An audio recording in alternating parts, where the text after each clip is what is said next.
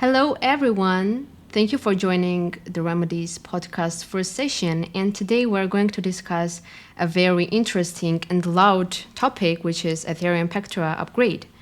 The upgrade is expected to introduce significant changes, and today we will discuss the upgrade from the perspective of security, as well as we will cover what should security researchers be looking out for. So joining me today is our favorite Jason, a Web3 security researcher from Hexens.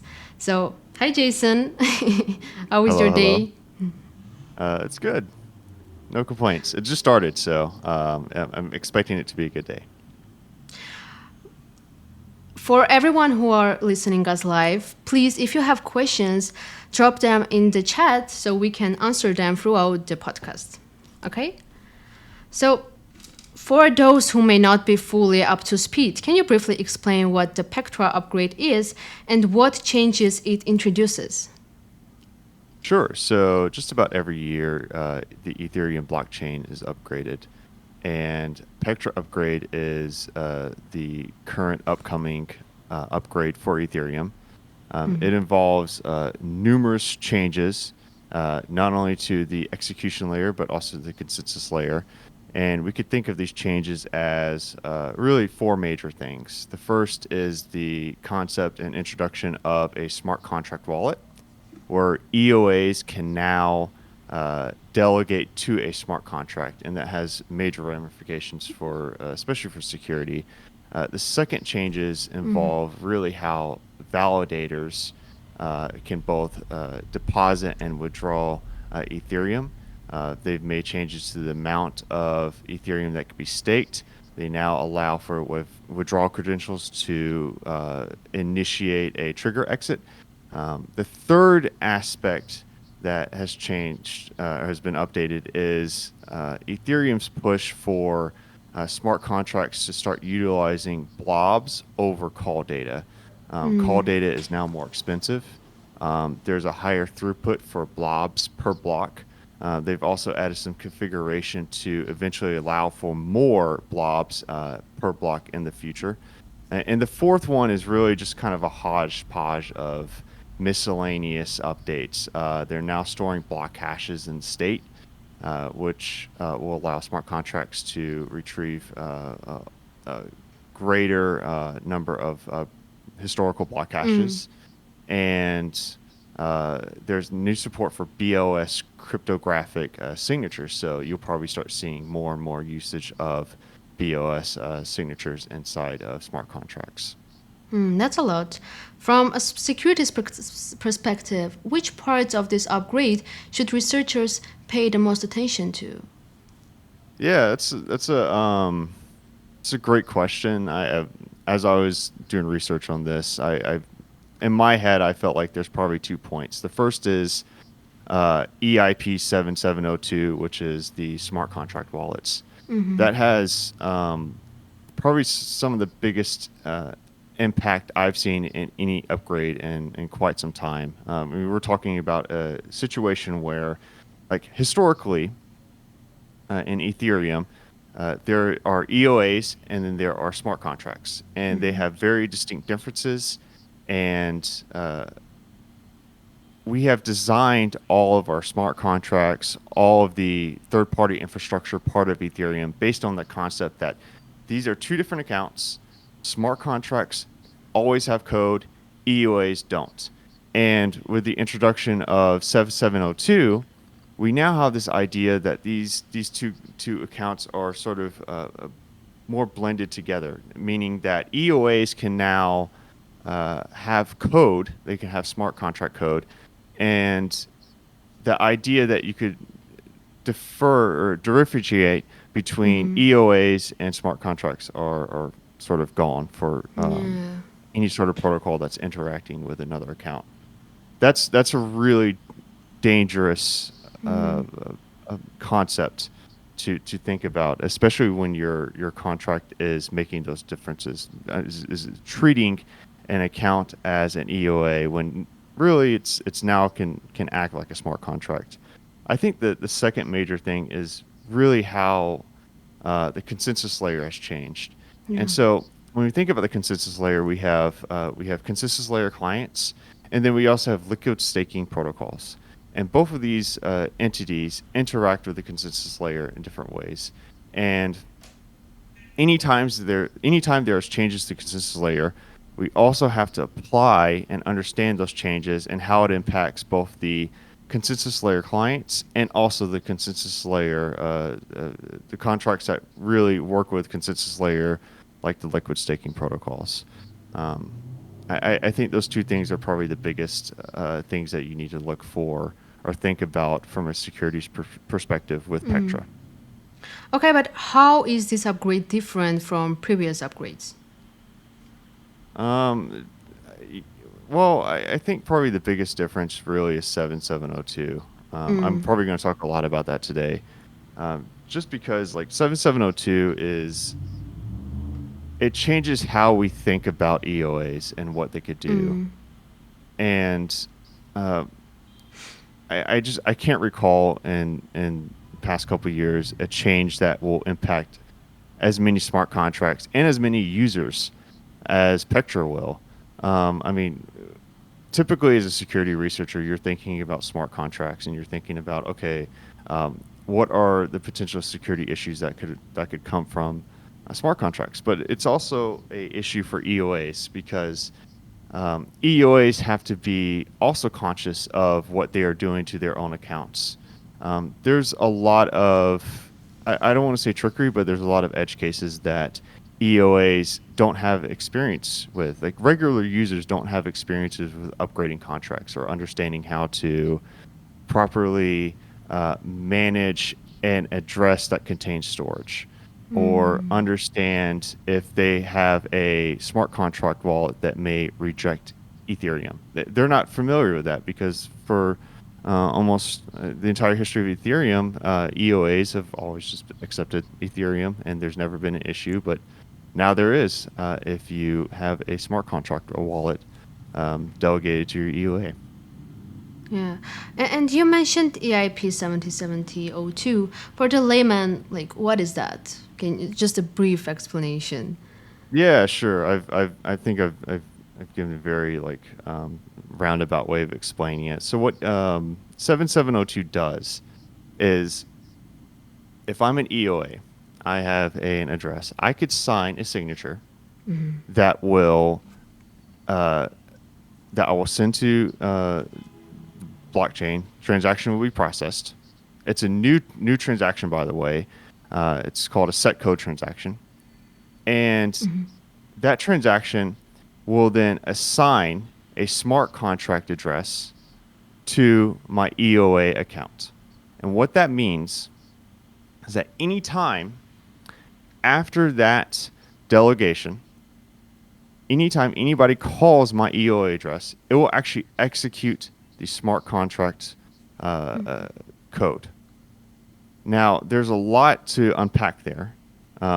First of all, we have to think about it from the perspective of, well, where is storage coming from? Storage is coming from the EOA. It's not coming from the smart contract address that you're delegating to. So it's a lot like proxy implementation contracts.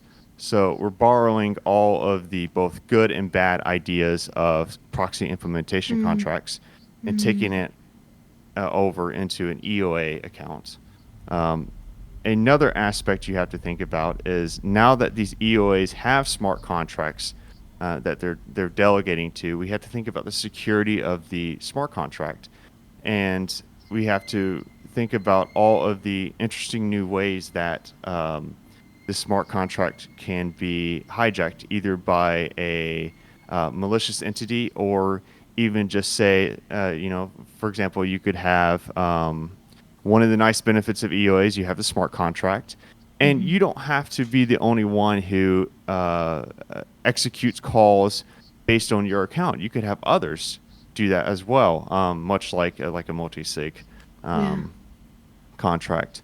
And so you have to think about the security of ensuring that a innocent then malicious third party now can act on your behalf. You also have to think about let's say if you're an EOA and you're accepting assets and there's some hooks, callbacks involved with receiving those assets and your contract is not fitted for that, that could be an issue. You have to make sure your smart contract can accept Ethereum, because if you don't have the receive or callback functions for the Ethereum smart contract that you're delegating to, it will reject the ETH. So I think from the EOA side, it's fairly dangerous. Smart contracts, I think, Yeah. are going to also just be impacted because of the fact that for a very long time, I mean, for entire existence, we've been able to distinct between EOA and smart contracts, and we can no longer do that. EOAs can now do reentrancy, Yeah. for example, and if your smart contract is not really adapted for that, that's going to be an issue. That's a nice point. And for security researchers looking to audit or test new features coming with Pectra, where should they start? Um, it's a good question. It depends on what you're auditing. So I know we always talk about smart contracts Yeah. as a something that almost all of the people in Web3 will want to look at, and we could take a look at like how smart contracts make calls to other accounts that are like set by the user. So if I have an address, if I'm a staker and I want to stake some assets to an address, that smart contract talks back to me. That's something I would want to look at. I would also want to think about eventually down the road when we start having smart contract wallets that are ready. I would start looking at that. Right now, I don't think we really have any.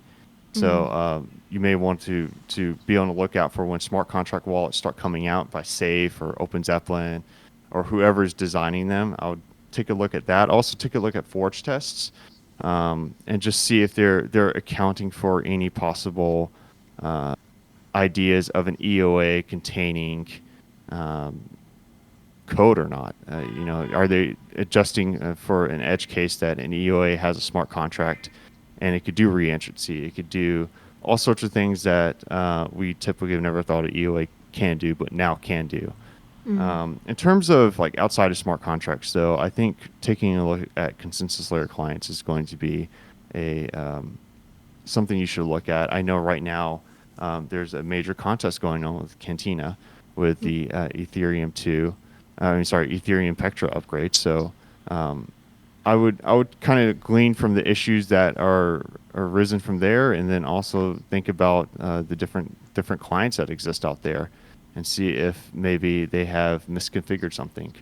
I haven't really talked about this, but Pectra has had two bugs so far on testnet, on two different testnets. So I think there's still some bugs to be worked out, and I think that if you're very comfortable working with clients, working with Golang, for example, then I would definitely start taking a look at those For sure. and making sure that they are up to compliance with the new changes that occur in Pectra.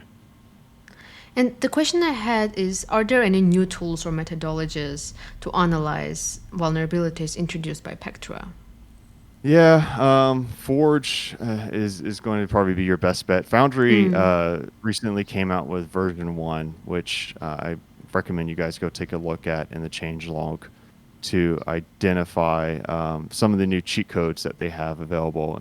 And these two cheat codes will allow you to effectively like act as an EOA, sign a transaction to delegate a smart contract to your account, and then execute that transaction. And so you could write forge tests and be able to test this functionality.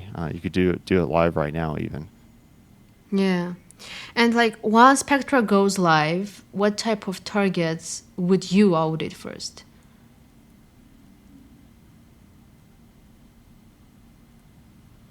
Yeah, it's a good question. Because I think about um, like one of the things that I'd probably start looking for. So I'm also a glider security researcher, and so if I know many of you are not aware of glider. Glider is a static code analyzer, and we could scan for uh, possible code usage. So one thing I'm going to think about is, are there any contracts using, probably the most popular would be OpenZeppelin's address contract has a function called isContract. And so typically smart contracts will use this function to identify if an account is an EOA or a smart contract. And that is effectively broken. So what I would probably do, just as me, I would probably start writing some glider queries to identify these contracts that have that try to distinguish from an EOA and a smart contract. And that'd probably be a big one. I'd probably also think about how I'd probably look at maybe I would I don't want to sit down and say I have a particular protocol category that I'll look at, like um, uh, staking protocol, or I don't want to be in that position. But what I would say is anything that has any sort of possible reentrancy issues, I would definitely start looking through. Yeah. Just be on the lookout for this idea that if you call an address, you you could always assume that it's going to be cause reentrancy, and it's especially the case now that if that smart contract has already set a check to try to determine if it's an EOA or a smart contract. If it's determined if it's an EOA, that whole system's broken. Transaction origin. So another thing I would probably look at too is require statements are very common, and for these sort of checks to identify if if the account that's calling the contract is the EOA, and what it would do is say require transaction origin equals message sender. Well, that's out the window now with 7702. So that's probably like the main things I would start looking at. Yeah, and like if you're auditing a project that you think is impacted by IP 7702, like where should one start with? Is there I anything would probably start. specific? Yeah, I would start like writing forge tests. That's probably the best bet, I think. That's going to tell you really if there's an issue or not pretty quickly. I mean, you could, obviously too, you could like look at the code, but I think you're going to have to write a proof of concept. And with Foundry, the cheat codes are dead simple.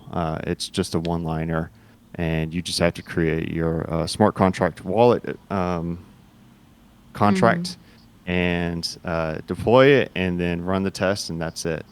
I do see somebody did ask a question. I think I answered it a little bit, but I'll try to answer it even more depth. Given asks, is it possible that functions trying to distinguish EOA from contract addresses may break? Yeah, I mean that's the big issue. That's one of the big issues, is they're going to break. So I'm not really sure how smart contracts going forward are going to be able to distinguish. And in fact, I probably would assume that they shouldn't. Yeah. But I'm curious to see as how they're going to tackle that. Just as a little bit of backstory, even OpenZeppelin, which I mentioned earlier, their address contract has this is contract function that's commonly used. They've gotten rid of that in version 5 because they think it's too confusing, and I think they probably don't want that functionality in contracts that utilize their own library contracts. So.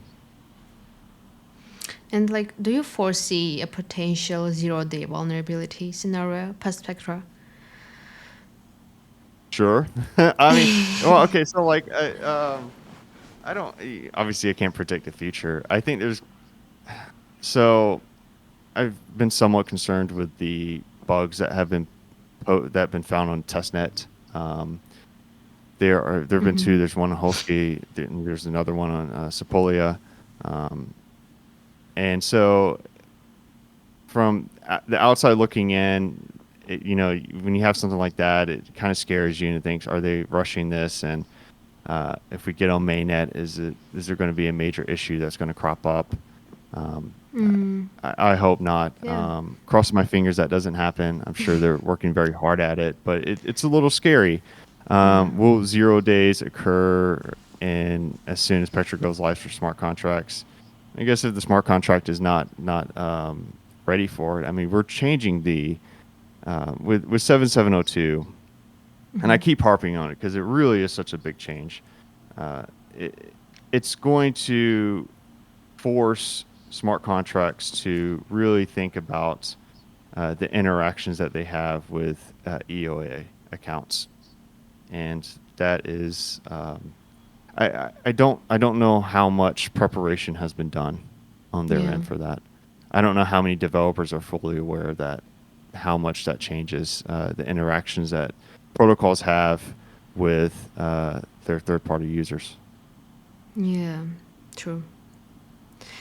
Guys, if you have questions, it's the right time to drop them in the chat. Do we have anything here? Anything else? Yes. I guess while people are talking, I do want to talk about one or two things I don't think I've really mentioned, at least in depth. At least I want to talk about. Mm-hmm. The first is EOAs. We're not going to see it today, but I think we're going to see it in couple weeks after Pectra is upgraded. We're going to start seeing EOAs with smart contracts, and that's going to be scary. Yeah. EOAs, as I mentioned before, are typically just users who have ERC20 tokens or Ethereum, and they're only very familiar with using the most basic UI that a protocol provides to that user to run transactions against their protocol. And my biggest fear right now is third-party users who don't know what they're doing will start using smart contract wallets and will begin to use it incorrectly, I guess is the best way I could think about it. There's a lot of issues that security researchers and developers work with when working on smart contracts that that knowledge is not carried over to third-party users. Mm. And we're going to have to be very diligent about the type of smart contract wallet contracts that we build. We're going to have to be very careful about the sort of education that we provide to third-party users because they don't know, they don't understand. Okay, so like here's a really fun fact about 7702. If you could obviously upgrade. Mm. So I'm an EOA. I delegate my smart contract. I delegate my account to a smart contract address. I could then upgrade it. Mm-hmm. But then what happens if I want to delete the entire storage? My understanding is from the EIP I read and everything I've looked at, the only way I could delete all of my storage is to upload an additional smart to not upload but delegate to a different smart contract, and that smart contract will wipe all of the storage from my EOA account. Wow. That is the only way that Yeah. I've found out how to wipe the storage, and that's um, I Complicated. mean it yeah, like most of the time it's just like typically that doesn't really happen. We figured out really good best practices for proxies and implementation contracts Mm-mm. to upgrade to a new implementation contract and make sure the storage is fine. But like something like that, like I don't think anyone's really like pursued or thought about. And so I guess I'll kind of mention this one last thing is um, EOAs also control protocols. They can have privileged roles. They can be the owner. They could be an investor, staker, whoever. And so protocols also have to think about now that an EOA has a smart contract, what are the potential impacts of having this EOA given a privileged position Mm. and inside of the protocol that can do certain activities or roles or make certain changes to that protocol, and that's something else that just needs to be thought about. And so I'm concerned about it. It's also very exciting too. There's a lot of benefits for 7702. I kind of harped on all the bad things, but there's a lot of good things that could come from it. We're going to have now you can have sponsored transactions where if you have an EOA that doesn't have ETH, you could ask Yeah. somebody else to commit the transaction for you, which is great. You're going to Oh. have the ability for EOA to make multiple transactions at once. And that Mm-hmm. also has a security implication to it too. Sure. So there's a lot of good things that are coming out of 7702, and it's not that the improvement proposal is incorrect. It's the implementation of 7702 that I'm most scared of. Thank you, Jason. I don't have any more questions, but we can just wrap up everything we talked about. So, what are the key free takeaways you would give to a security researcher preparing to Pectra? Yeah. First is 7702. I would highly recommend check out the EIP documentation for it. There's a lot of great resources. Be very careful about how EOAs are treated in your smart contract that you're auditing or writing, and be prepared for smart contract wallets and expect to start auditing those soon. Second key takeaway is when we have a change in a protocol, uh, such as like the changes in the consensus layer with the validators, we can't just think about like the smart contracts, like the liquid staking protocols that, or the like Ethereum infrastructure changes that are happening. We could also think about consensus layer clients as a other potential.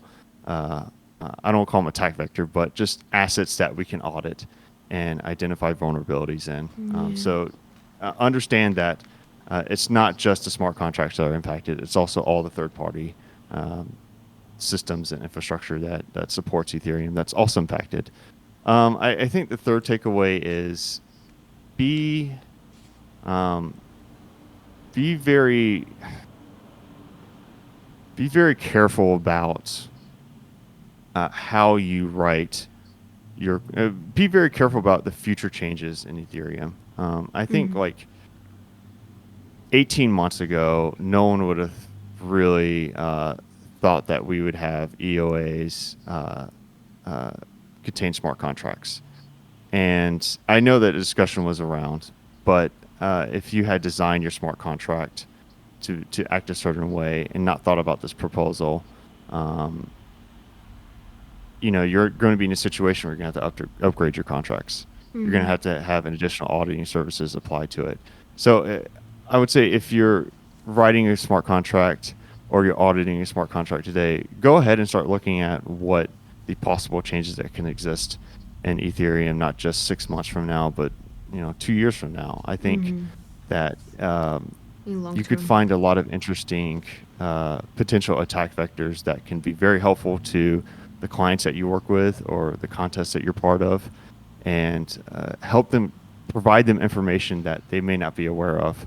And hopefully, when there is a next major upgrade like Pectra, more smart contracts will be prepared and not have to worry as much for as the upgrade for Pectra, I think, will cause. Yeah. Uh, Maybe there are some tools or frameworks you would recommend for exploring more of this upgrade. Yeah, there is, obviously, I mentioned it several times, Foundry. There's also a really great resource I recommend from the Red Guild. It's I'll post it in this chat after I end this call. It's called 7702 The GOAT. And that's been a really good resource for understanding the potential issues that come up from 7702. Obviously, also just read all the EIPs. Very helpful to understand what's going on and the changes that are being made.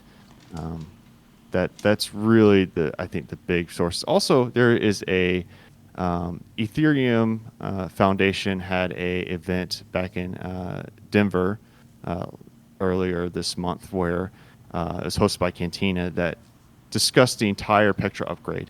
It's several hours long, and if you have the time for it, check that out too, because they really do go in depth about all the changes in Pectra and also the security issues that you need to think about too. Okay. Uh, where our listeners can follow you and your work to stay updated on Ethereum? Sure.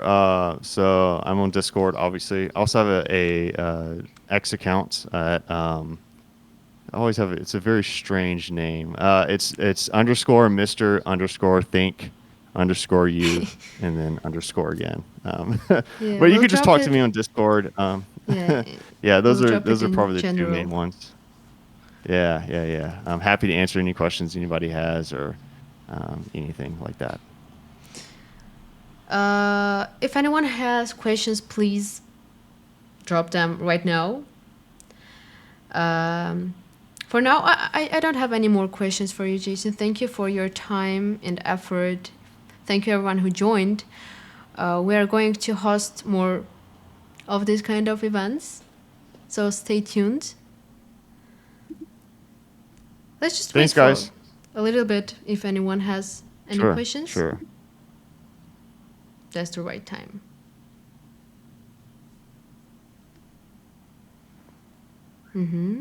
Igor is typing.